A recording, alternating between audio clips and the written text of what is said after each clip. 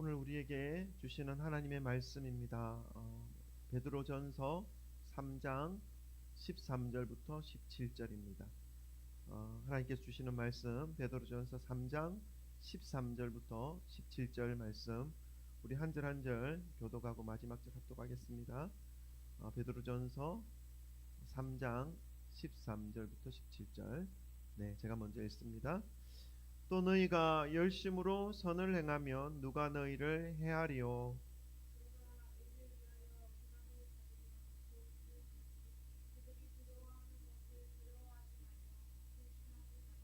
너희 마음에 그리스도를 주로 삼아 거룩하게 하고 너희 속에 있는 소망에 관한 이유를 묻는 자에게는 대답할 것을 항상 준비하되 온유와 두려움으로 하고, 선한 양심을 가지라. 이는 그리스도 안에 있는 너희의 선행을 욕하는 자들로 그 비방하는 일에 부끄러움을 당하게 하려 다 같이 함이라. 읽습니다. 선을 행함으로 고난받는 것이 하나님의 뜻일진데 악을 행함으로 고난받는 것보다 나으니라. 아멘. 할렐루야. 주 예수 그리스도 이름을 찬양합니다. 아멘. 이번 겨울은 실제로 많이 춥기도 한 것 같기도 하고, 그렇기도 하지만 이 심적으로나 마음적으로 더 춥게 느껴지는 그런 겨울인 것 같습니다. 우리 지난주 우리 대한민국 국민들이 참으로 엄청난 충격에 빠졌던 일들이 있었죠. 21세기 대한민국에 비상계엄이 선포되었고, 서울 시내에 장갑차가 등장하면서 또 국회의사당에는 헬기가 착륙하고 특전사들이 국회에 난입하는 그 광경을 목격하면서 우리나라뿐만 아니라 전 세계가 큰 충격에 휩싸이는 일이 있었습니다. 큰 충격적인 일이지만 다행히도 6시간 만에 이 계엄이 해제되어서 이제 다시 이렇게 평안함을 되찾고 주일날 함께 하나님께 이렇게 나와서 예배를 드리는 이 순간이 얼마나 지금 감사의 순간인지 실감하면서 예배를 드리고 있습니다. 여러분도 실감하십니까? 네, 아멘. 그렇습니다. 저는 초등학교 2학년 때 제가 79년도에 입학했으니까 80년도에 초등학교 2학년 때 광주에서 계엄령이 선포되었고, 그런 일이 벌어졌다는 사실을 저는 대학생이 될 때까지 몰랐습니다. 그런데 대학생이 되고 난 이후에 동갑내기 광주 출신의 친구를 만나서 그때의 상황들을 듣는 시간이 있었습니다. 그때 십여 년이 지났지만 그 일을 생각하면서 그 친구는 눈에 눈물을 흘리면서 저에게 이야기해주는 그런 모습을 보았을 때, 그것이 정말 사실이었구나. 시내 도로 안으로 탱크가 들어오고 이유도 없이 언니 오빠들이 잡혀 들어가고 그 이후로는 소식을 듣지 못했던, 그리고 어머니와 무서워서 밤에 불빛이 새 나가면 안 되니까 두꺼운 이불로 창을 가리면서 두려워서 떨면서 밤을 지새웠던 그런 얘기를 들었습니다. 그런 일이 혹시나 우리에게도 벌어지지 않을까 무척 저는 마음을 졸이면서 그 상황들을 좀 지켜보았습니다. 그래도 당시일 내에 그 일이 해지가 되어서 너무 잘 됐다라는 그런 생각을 가지는 한 주간의 그 시간이 있었습니다. 그러면서 지난 한 주간 내내 왜 우리나라에 이 비상계엄이 선포되었을까 곰곰이 생각해 보았습니다. 법치국가인 우리나라에는 이 비상계엄이 선포되어지는 조건이 법에 명시되어져 있습니다. 그 조건과 그 상황 속에서 선포되어져야 할 그 위급한 발표가 너무나 일상적인 밤 잠자리에 들기 전에 이 선포되어지는 그 모습을 보면서 한 사람의 돌발적인 행동으로 인해서 이 모든 일들이 이루어진 것으로는 보이지 않았습니다. 비상계엄을 선포할 수 있는 위치에 있는 사람과 그 주변의 사람들, 그리고 그 둘러싸고 있었던 그들만이 알고 있는 상황들, 이 모든 것들이 작용하여서 전 국민과 전 세계를 놀래게 하는 일들이 일어났다는 것을 생각하면서 이런 일들이 벌어지는 이 세대 가운데 믿음을 가지고 살아가는 우리 성도들이 이 일을 어떻게 바라보아야 할 것인지, 또 이러한 일련의 사건들을 보면서 우리 성도들은 어떻게 살아가야 하는 것인지를 다시금 고민하지 않을 수가 없었습니다. 그리고 말씀을 통해서 그 해답을 찾아보자 하는 시간을 가졌습니다. 오늘 말씀이 이 위급하고 어떤 일이 벌어질지 모르는 우리의 세대에, 이 세대에서 흔들리지 않고 믿음 위에서 바르게 살아갈 수 있게 하는 하나님이 주시는 진리의 말씀으로 마음에 새기시기를 주님의 이름으로 축원합니다. 본문 베드로전서 3장 13절과 14절 말씀 우리가 좀 먼저 좀 봤으면 좋겠습니다. 13절과 14절입니다. 제가 먼저 읽겠습니다. 그냥 따라오시면 됩니다. 또 너희가 열심으로 선을 행하면 누가 너희를 해하리요? 그러나 의를 위하여 고난을 받으면 복이 있는 자니 그들이 두려워하는 것을 두려워하지 말며 근심하지 말고. 아멘. 사람들은 늘 자기 중심적인 생각을 하면서 자기의 생각의 틀 속에서 살아가고 있습니다.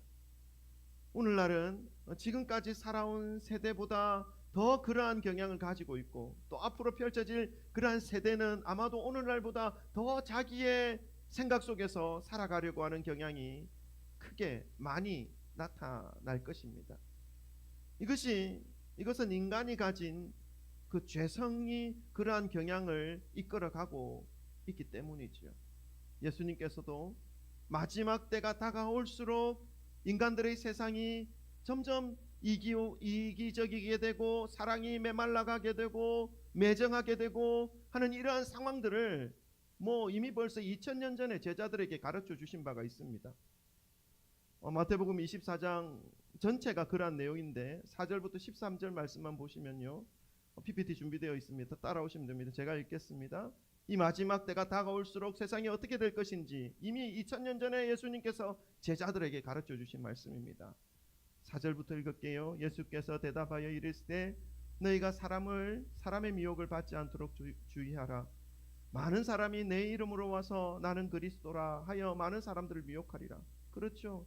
오늘날 자기 스스로가 그리스도라고 외치며 많은 사람들을 추종하게 만들려고 하는 그러한 거짓된 사람들이 얼마나 많이 있습니까? 우리나라만 하더라도 수십 명에 이릅니다. 이러한 일들이 일어날 것이다 하는 것이죠. 난리와 난리의 소문을 듣겠으나 너희는 삼가 두려워하라. 두려워하지 말라. 이런 일이 있어야 돼. 아직 끝은 아니니라. 난리와 난리의 소문, 전쟁의 소문, 전쟁의 어떤 그런 소식들이 들려오겠지만 두려워할 것 없다. 마지막이 아니라 이제 시작하는 것이다. 민족이 민족을, 나라가 나라를 대적하여 일어나겠고 곳곳에 기근과 지진이 있으리니 이 모든 것은 재난의 시작이라.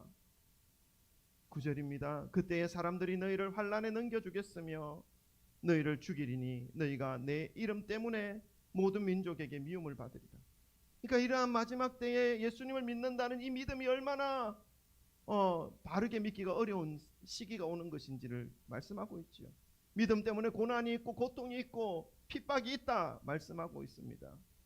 여러분, 그러나 그 믿음을 끝까지 지켜낼 때에 승리의 면류관이 우리에게 주어진다는 사실을 기억하시기를 바랍니다. 마지막 때에, 그때에 많은 사람이 실족하게 되어 서로 잡아주고 서로 미워하겠으며, 여러분, 서로 잡아준다는 것은 넘어지지 못하게 서로 도와주고 서로 지탱해주고 이러한 의미가 아닙니다. 여러분, 영어 성경을 보십시오. betray, 배반한다는 뜻입니다. 서로 잡아서 넘긴다는 의미죠. 배신을 밥 먹듯이 하는 일들이 곳곳에서 일어날 것이라 말씀하고 있습니다.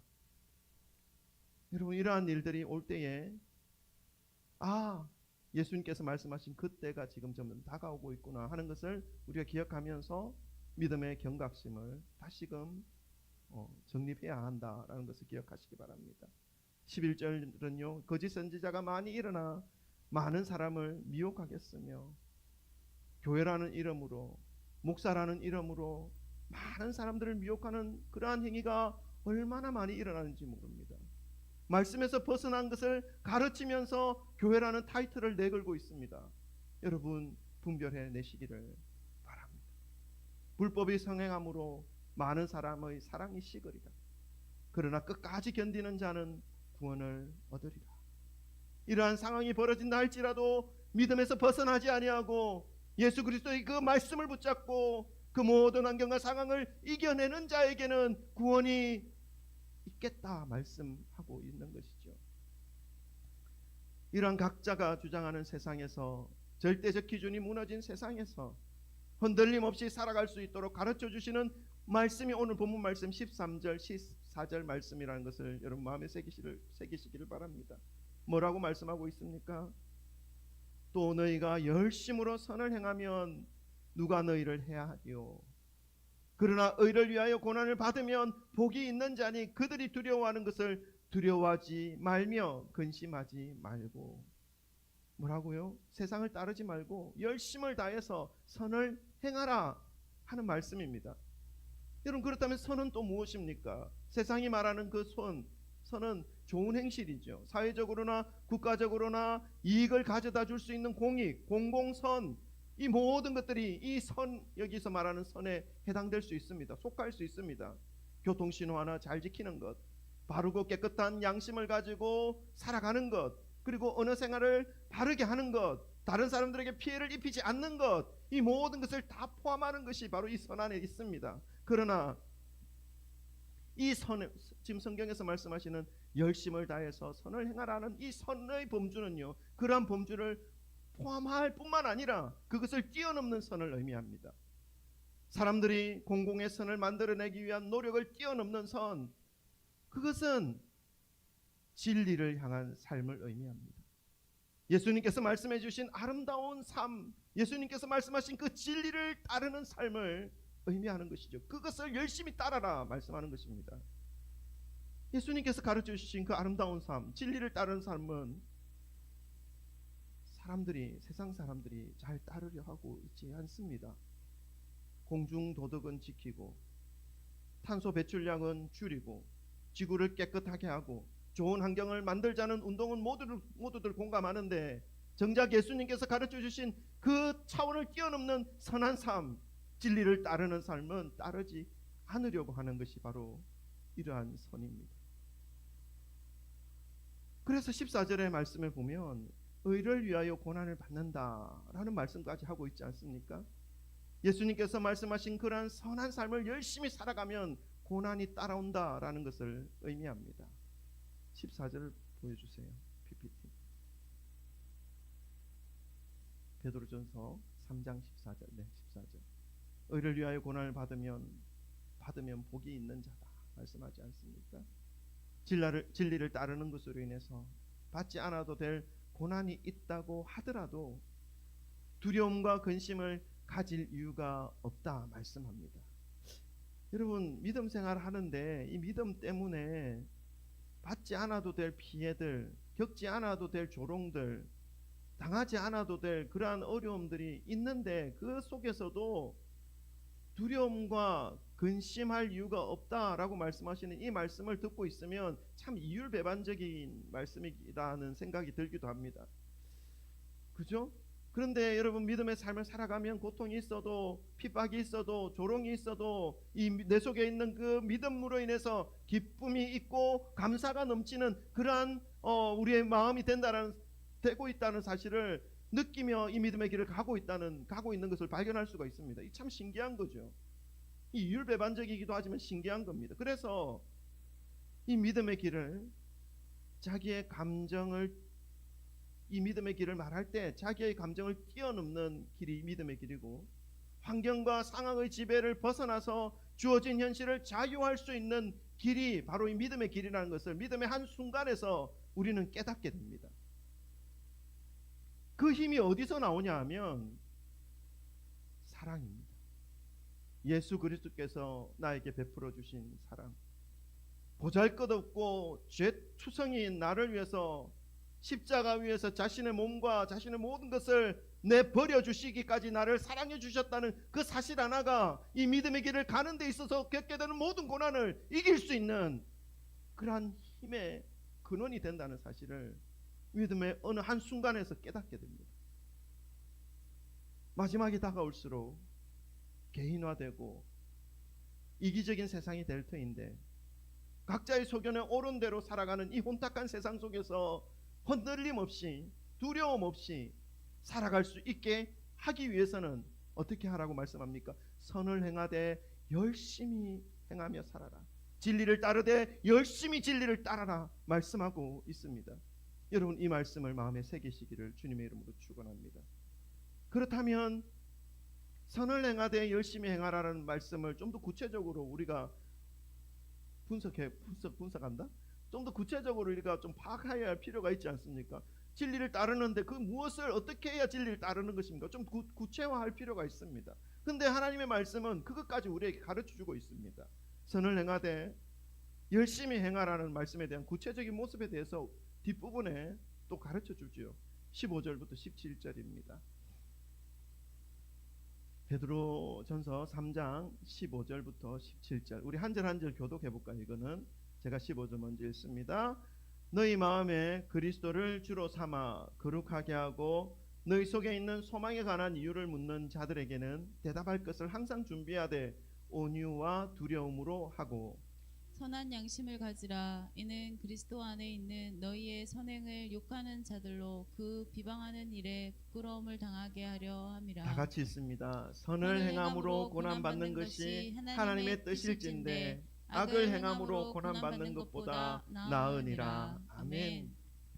혼란스럽고 혼탁한 이 세대, 무슨 일이 벌어질지, 오늘 자고 나면 내일 또 어떤 일이 벌어질지 모르는 이 불확실한 이 세대, 마지막으로 치닫고 있는 이 세대 속에서 선을 행하되 열심히 행하는 그러한 모습으로 소개하고 있는 것이 먼저 무엇입니까? 너희 마음에 그리스도를 주로 삼아라 말씀합니다. 15절에 너희 마음에 그리스도를 주로 삼아라 말씀하죠. 그리스도를 주로 삼아 거룩하게 하라는 말씀입니다. 여러분, 그렇습니다. 세상에서 넘쳐나고 있는 욕망을 따르지 말라 하는 것이죠. 세상이 흘러가는 대로 살아서는 예수님께서 보여주신 그 선한 삶을 살아갈 수 없다, 진리를 따라 살아갈 수 없다 말씀하는 것입니다. 그렇다고 세상과 담쌓고 산 위에 올라가서 홀로 살아라는 것 아닙니다.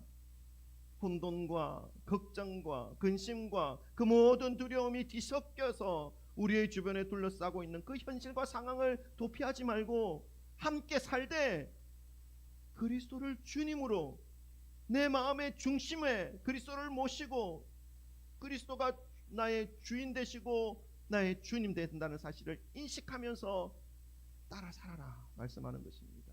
그것이 거룩함이죠. 세상에 살지만 세상과 구분된 삶, 이것이 거룩입니다. 나의 육신을 아무렇게나, 나의 생각을 아무렇게나 하지 말기를 말씀하고 있는 것이죠. 가야 할 곳, 가지 말아야 할 곳, 생각해야 할 것, 생각하지 말아야 할 것 구분하면서 깨어서 살아라 말씀하는 것입니다. 금요일마다 붕어빵 전도를 요 앞에서 하고 있습니다. 주중에 이제 학교에 아이들에게 전도지 나누면서 무조건 오면 무조건 준다. 공짜로 준다. 오기만 하면 맛있고 단 붕어빵. 급바속촉입니까? 저는 이 말도 몰랐는데 우리 아이들이 급바속촉 붕어빵이라고. 겉은 바삭하고 속은 촉촉한, 무조건 준다고 해서 이제 몇 학교에 전도지를 나누고 전단지를 나눕니다. 지지난 주부터 4명의 6학년짜리 여학생들이 찾아오기 시작했습니다. 엊그저께도 찾아와서 붕어빵을 막 먹고 또 싸가지고 갔는데, 그 전도를 마무리할 즈음에 제가 사랑하는 친구, 25년 지기 친구로부터 전화가 왔습니다. 서울의 한 교회의 집사님입니다.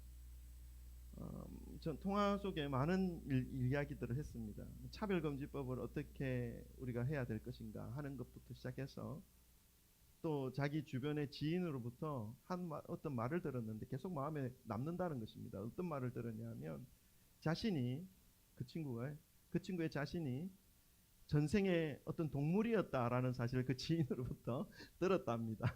어떤 동물이었다는 거. 근데 자기가 그 동물이었다라는 걸 생각하니까 계속 마음에 남는다는 거예요. 그래서 어떻게 이걸 받아들여야 될지. 그래서 제가 이제 성경적으로 그는 우리는 하나님 안에 있는 사람들은 죽었다 다시 환생하고 동물로 태어나고 그런 거 아니다. 우리가 이 땅에 살면서 천국 아니면 지옥이다. 믿음 있으면 천국 가는 거고 믿음이 없으면 지옥 가는 거다. 거기서 나올 수 없다. 하나님 그렇게 만들어 놓으셨다고 분명히 성경에 말씀하고 있다. 이제 이렇게 이제 알려주면서 집사님인데 마음이 흔들렸나 봐요. 그래서 알겠다라고 다시금 이제 말씀을 좀 말씀으로 돌아오게 됐는데, 여러분 세상의 많은 말들로 각자의 생각을 주장하고 각자의 생각하고 주장하는 그 범주 안으로 사람들을 끌어들이려고 하는 많은 생각들과 사상들이 있습니다.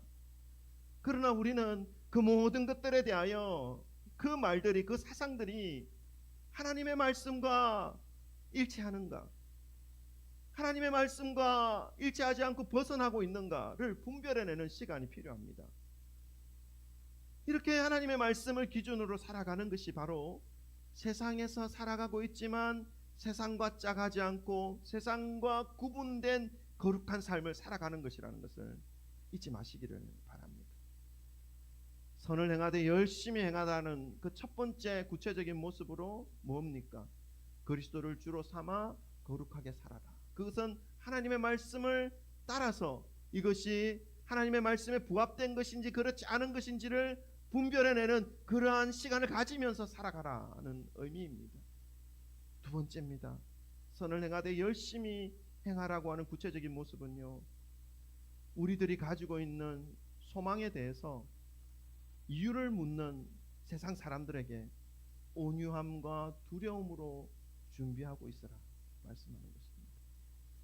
그리스도께서 가르쳐 주신 선한 삶을 살아가게 되면요, 기본적으로 고난이 있다는 것을 14절에서 가르쳐 주고 있었지 않습니까?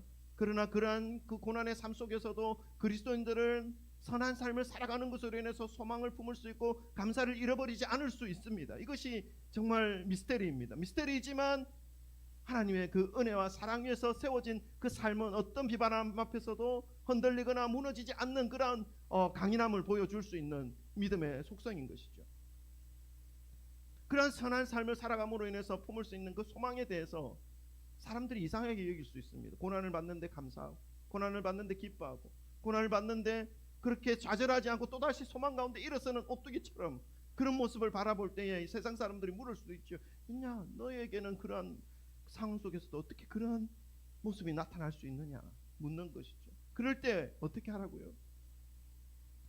강압적으로, 위압적으로 믿지 않으니까 그런 거야, 믿어봐, 이런 어떤 강압적인 태도로 나가는 것이 아니라 온유한 모습으로 잃어버리지 않고 두려운 마음으로 그들 앞에 다가서라 말씀하고 있는 것입니다. 이것이 선한 삶입니다. 여러분, 세상 사람들 앞에서 다가서는데 온유함은 이해하겠는데 두려움으로 나가라 말씀하고 있습니다. 왜 이 두려움으로 다가서라고 말씀하는 것일까요? 그들이 무섭고 그들을 두려워하는 그러한 마음, 그들이 나에게 해코지할 것 같은 그런 위축된 마음으로 그들 앞에 서라, 이런 마음일까요? 아니죠. 그래서 말씀을 그냥 문자적으로 받아들이는 것이 아니라 묵상이 필요하고 이 말씀 속에 허락하신 하나님의 마음이 무엇인지 문맥을 알아야 할 필요가 있다는 것입니다. 세상 앞에 설 때에 온유함과 두려움으로 서라고 하는 이 말씀은 지금 만나고 있는 이 심령, 이 사람에 대한 애타는 마음으로 서는 것을 의미합니다. 온유한 마음은요, 그를 배려하고 그를 그리스도의 사랑으로 섬기는 마음입니다. 그리고 두려워하는 이 마음은요, 이 영혼을 혹여나 잃어버리지는 않을까, 잃어버리지 않고자 하는 마음입니다. 이 영혼이 주님 품에서 멀어지지 않을 수 있도록 혹여나 나의 말과 행실로 인해서 실족하면 어떻게 하나 하는 이런 두려움, 이러한 마음을 의미합니다.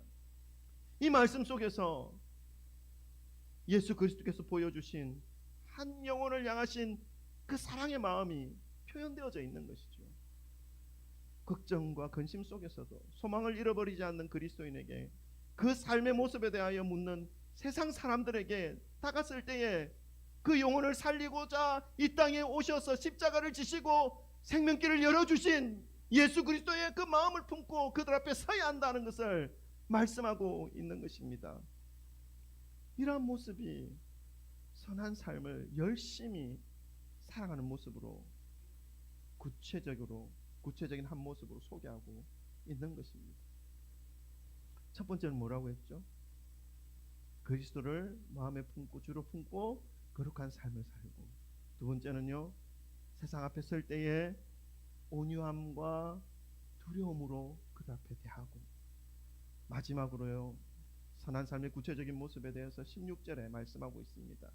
선한 양심을 가지라 말씀합니다. 여러분, 많은 사람들이 우리가 살아가고 있는 이 시대를 마지막 시대라고 말하고 있습니다. 제가 1970년대 초반부터 지금까지 50년 넘게 살고 있는데요, 살아오면서 신앙생활을 하고 믿음이 자라면서 세상을 바라볼 때에는 늘 그 당시가 마지막 때라고 말을 들었습니다. 말세다. 지금은 말세 지말이다 라고, 말세 중에도 마지막 때라 라고 하는 말을 들으면서 지금까지 왔습니다. 그리고 지금도 마지막이라고 하는 이 의미의 시간은 계속해서 이어지고 있는 것 같습니다. 재림하시는 주님이 오실 그때가 점점 다가오고 있다는 그러한 사실을 더욱더 명확하게 포함하고 있고 표현하고 있는 그러한 말인 것 같습니다. 여러분, 그럴수록 말세가 더욱더 깊어질수록 세상은 더 어두워져 가고, 자모나 세상은 더 어두워져 가고 각박해져 가고 매정한 모습으로 치닫고 있는 것을 볼 수가 있습니다. 이러한 시대 속에서 성경은 흔들리지 않고 그 상황을 이겨낼 수 있는 모습으로 선한 양심을 가지라 말씀합니다. 좀 안 맞는 것 같지 않습니까? 각박해져 가고 혼탁해져 가고 서로 싸나워져 가는데 오히려 성경은 선한 양심 가져라 말씀합니다. 사람들의 가치관으로는 좀 맞지 않는 것처럼 느껴집니다. 세상에서 말하는 것과는 사뭇 다른 말씀이죠. 우리가 이런 어떤 성경에서 이런 어떤 상황이 딱 펼쳐질 때에, 세상은 이런데 성경은 반대의 어떤 말을, 메시지를 전해줄 때에 우리가 어떻게 받아들여야 합니까? 혹 다른 사람들은 이 성경이 너무 노후된 말씀이라서 오늘날의 이 복잡 다양한 상황을 담고 있지 못하는 책이기 때문에 이렇게 말씀하고 있는 거 아닌가라고 또 생각할 수가 있습니다. 그럼 그렇지 않습니다. 성경은 하나님의 말씀입니다. 천지를 만드시고 인간을 창조하신 하나님께서 주신 말씀인 것이죠. 우리는 매일 자동차를 타고 다닙니다. 우리가 타고 다니는 이 자동차를 가장 잘 활용할 수 있는 방법은 무엇입니까? 자동차가 출고될 때 공급되어지는 자동차 매뉴얼이 있습니다. 그 매뉴얼대로 사용하는 이 자동차를 사용하면 이 자동차는 아주 오랫동안 그 목적에 맞게 잘 사용할 수 있는 것이죠. 규정대로 몇 킬로미터마다 소모품은 무엇을 바꿔줘야 되고 점검해야 할 항목들이 무엇인지를, 그것을 다 지켜서 이 자동차를 관리하고 타게 되면 별 어려움 없이 이 자동차가 만들어진 목적대로 끝까지 정해진 수명대로 행복하게 탈 수가 있습니다.